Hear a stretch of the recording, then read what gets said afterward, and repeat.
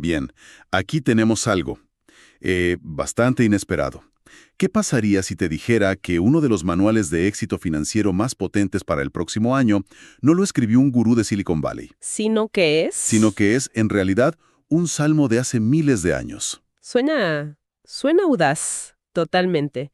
Hoy vamos a analizar un texto muy particular llamado La herencia de los generosos. Y la premisa es esa, es audaz. Toma el Salmo 112 y lo decodifica como una guía práctica para construir riqueza generacional. Ajá. Nuestra misión, entonces, es ver si esta idea se sostiene. Queremos desglosar cómo conecta la prosperidad no con la acumulación egoísta, sino con conceptos que suenan casi opuestos al dinero. Generosidad, ética, legado, todo con la mira puesta en el año que comienza. Es una premisa que de entrada te obliga a prestar atención, ¿no? Fusiona principios que son, bueno, espirituales, con estrategias de desarrollo personal muy aterrizadas. Claro. Y no es casualidad que la fuente mencione a Napoleon Hill, el autor de Piense y hágase rico. Exacto. Establece un puente. Claro, la intención es esa, construir un puente entre una sabiduría que podría parecer arcaica y el pensamiento de éxito que, pues, domina nuestra cultura. Pero fíjate que lo que me parece más interesante no es el qué hacer. No es una lista de pasos. No es un tutorial. No, se enfoca en el quién ser. Propone que la riqueza no es algo que se persigue, sino algo que es la consecuencia natural de una transformación de mentalidad muy profunda. Exacto. Y el núcleo de esa transformación es un concepto que, debo admitir, me llamó mucho la atención por cómo suena. La mente millonaria generosa. Suena casi a un oxímoron, ¿verdad? Totalmente. Millonario y generoso. El texto arranca fuerte, diciendo que la riqueza que perdura no tiene que ver con cuánto guardas en el banco, sino con cuánto eres capaz de administrar para el bien de otros. Y presenta el Salmo 112 no como un rezo, sino como, y esto es una cita, el plano arquitectónico de esta forma de pensar. Es una declaración de intenciones muy potente. Y lo que es fascinante aquí es que invierte por completo la lógica a la que estamos acostumbrados. ¿Cuál sería esa lógica?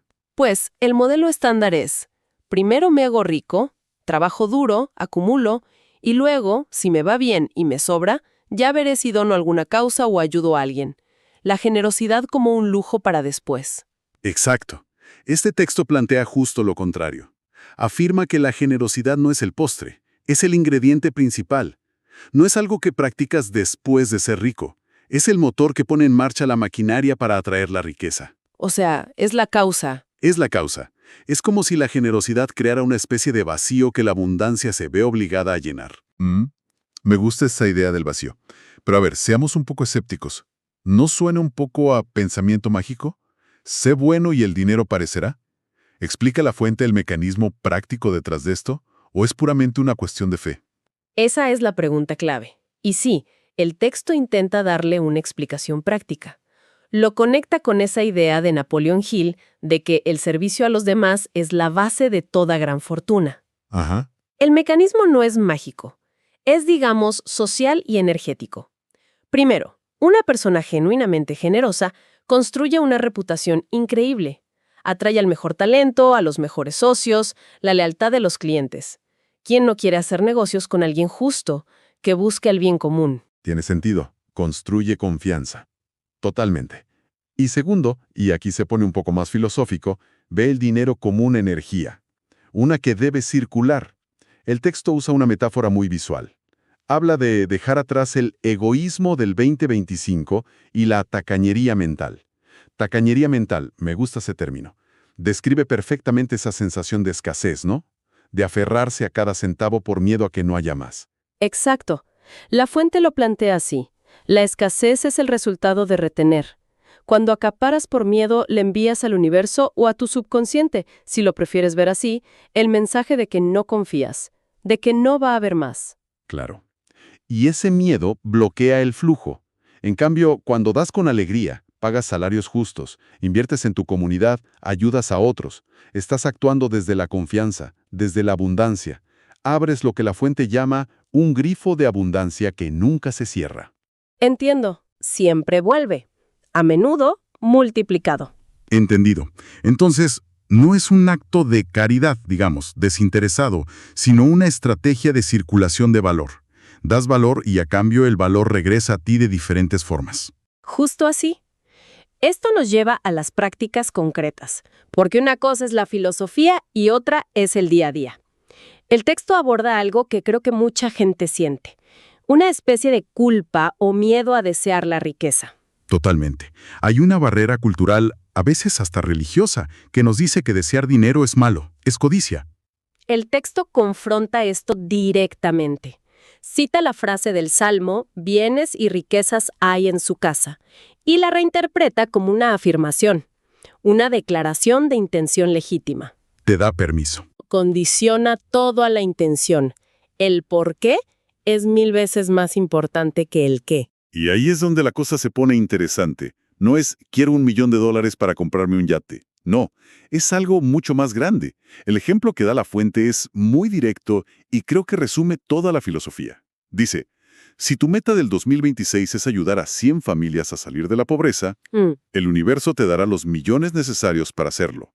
La ambición personal, que puede ser egoísta, se transforma en una herramienta para un propósito colectivo. Claro, según esta visión, ese propósito mayor actúa como un imán para los recursos. De repente, tu meta ya no es solo tuya, es una misión que beneficia a muchos, y eso moviliza energías y oportunidades que nunca se activarían por un simple deseo personal.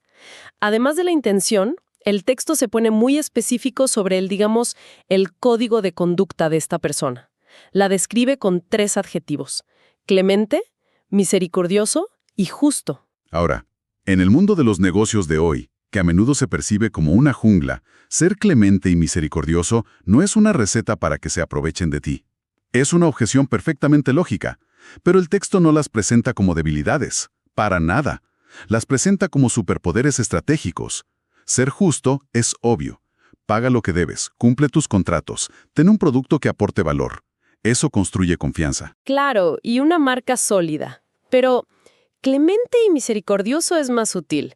En un contexto moderno, podría traducirse como ser un líder que entiende los errores de su equipo, que da segundas oportunidades, o un empresario que negocia de forma que ambas partes ganen, en lugar de exprimir al otro. Un ganar-ganar. Exacto.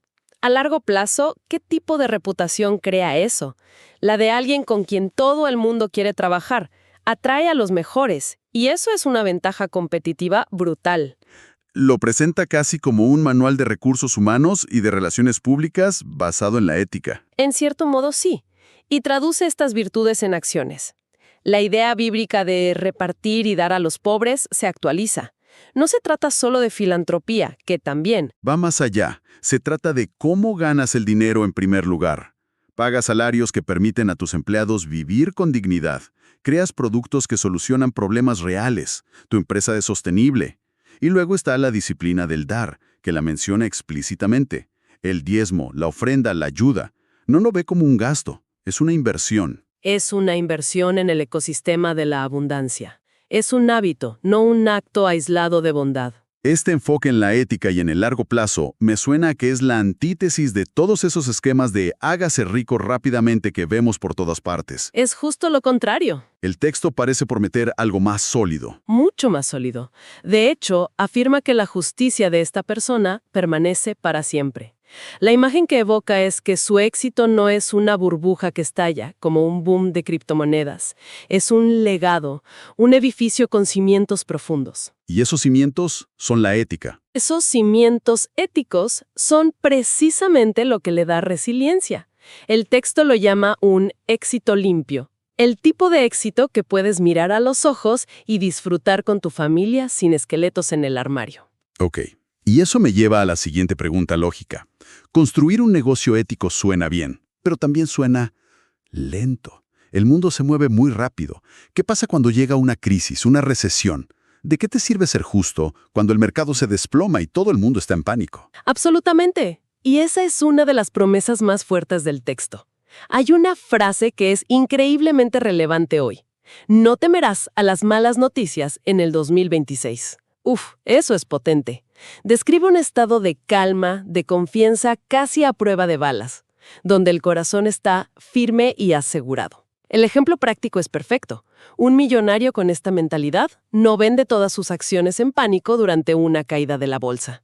¿Por qué? Porque su convicción fundamental es que su fuente de abundancia no es el mercado de valores, ni la economía. Su fuente de abundancia es interna.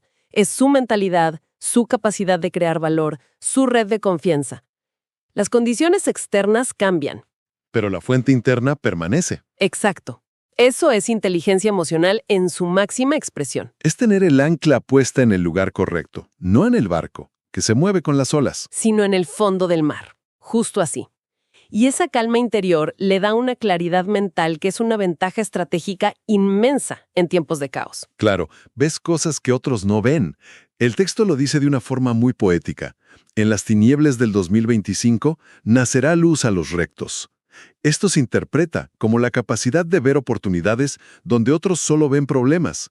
Cuando todos venden por pánico, quizás es el mejor momento para comprar o para crear algo nuevo. O para crear algo nuevo, porque surgen nuevas necesidades. La fuente atribuye esta visión a una sensibilidad social que se desarrolla al estar enfocado en servir a los demás. Detectas las necesidades insatisfechas antes que nadie, porque tu radar no está puesto en cómo gano yo, sino en cómo puedo ayudar. Y todo esto no se queda en una sola persona. Hay un componente generacional muy fuerte en todo el análisis.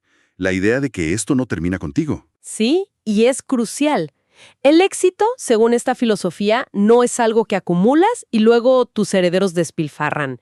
El texto dice que el poder de esta persona continúa en su descendencia. El legado. Pero el verdadero legado no es el dinero en la cuenta, es la transmisión de la filosofía, del capital ético y mental. Aconseja enseñar a los hijos que la verdadera medida del éxito es cuánta luz eres capaz de llevar a la oscuridad de otros. Si los herederos entienden eso, El ciclo continúa. no solo preservarán la riqueza, sino que la multiplicarán, continuando el ciclo. El legado se convierte en algo vivo. Bien, hemos hablado de la filosofía, la ética, la resiliencia, pero el texto también se mete en un terreno que para algunos puede ser más controvertido, el de las técnicas de mentalización. Habla de autosugestión y visualización. Para la gente más pragmática, esto podría empezar a sonar un poco a el secreto, ¿no? ¿Cómo lo aborda la fuente para que no se quede en pura fantasía? Es una buena observación. El texto lo presenta no como un acto mágico, sino como una herramienta de ingeniería de la identidad. Ingeniería de la identidad. Sí, la autosugestión tiene el objetivo de forjar una identidad interna de proveedor o distribuidor. La lógica es, si te ves a ti mismo como un canal a través del cual fluye la abundancia para bendecir a otros, actuarás de acuerdo con esa identidad. Y esas acciones son las que, en el mundo real, producen resultados. O sea, no es que el universo te mande un cheque por pensar bonito. No, es que tu pensamiento cambia tu identidad. Tu identidad cambia tus acciones y tus acciones cambian tu realidad. Es un trabajo de dentro hacia afuera. Reconfigurar el sistema operativo interno para que el comportamiento externo sea coherente con la meta. Precisamente, y la visualización es la herramienta para hacer ese sistema operativo más vívido. La fuente invita a visualizar tu propia casa no como una simple vivienda, sino como un centro de recursos para la comunidad. Ok. A ver las cuentas bancarias llenándose no por avaricia, sino con el propósito claro de financiar grandes proyectos de luz y esperanza. Una vez más, el propósito lo es todo. La visualización sin un propósito de servicio es solo soñar despierto. Con ese propósito, se convierte en un ensayo mental para la acción. Y claro, como en cualquier historia de éxito, este brillo inevitablemente atrae críticas, envidia. El texto lo anticipa. El impío verá esto y se irritará. ¿Qué propone para lidiar con eso? Ignorarlo. Ni siquiera eso. La perspectiva que ofrece es de una seguridad interior casi total. No sugiere gastar energía en defenderse. La idea que transmite es que la integridad y la solidez de una persona que opera desde estos principios actúan como un escudo natural. Interesante. La protección es tan alta que la fuente llega a decir que las críticas solo sirven para resaltar tu brillo.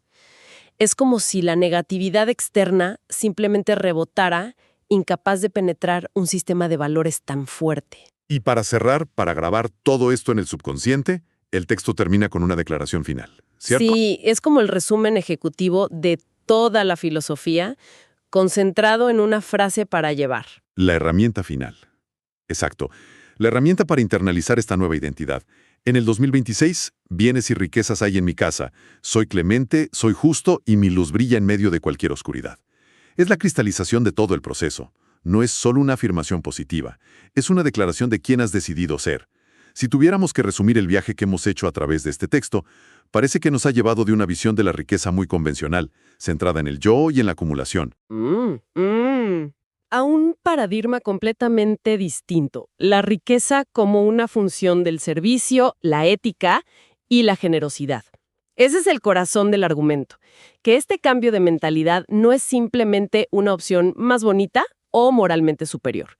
El texto defiende que es, de hecho, el mecanismo más eficaz y sostenible para crear prosperidad duradera. Los pilares serían, pues, los que hemos discutido. Una mentalidad de millonario generoso, un código de conducta ético que es en sí una ventaja estratégica, una resiliencia emocional basada en un propósito interno y, claro, un enfoque constante en construir un legado. Y es fascinante que en todo este modelo, los activos materiales, las casas, las inversiones, el dinero en el banco, son tratados casi como un efecto secundario. Como una consecuencia. Son la consecuencia natural, como dice la fuente. Son el reflejo externo de una riqueza interna que se ha cultivado primero. La riqueza tangible es la sombra que proyecta una persona que ya es internamente próspera en su carácter y en su propósito. Y eso nos deja... Nos deja, creo, con una reflexión final que va más allá de este texto. La fuente enmarca la riqueza como una responsabilidad, no un privilegio, como un conjunto de recursos que deben usarse para educar, para sanar, para construir. Lo cual nos lleva a una pregunta que creo que es muy potente para cualquiera que nos escuche, sin importar sus creencias personales. Exacto. La pregunta es, ¿cómo cambiaría nuestro enfoque, nuestras estrategias y nuestras ambiciones si viéramos la creación de riqueza no como el objetivo final de la acumulación personal, sino como el proceso de construir la capacidad de distribuir valor y generar un impacto positivo en nuestra comunidad? ¿Qué tipo de empresas crearíamos? ¿Y qué tipo de líderes seríamos?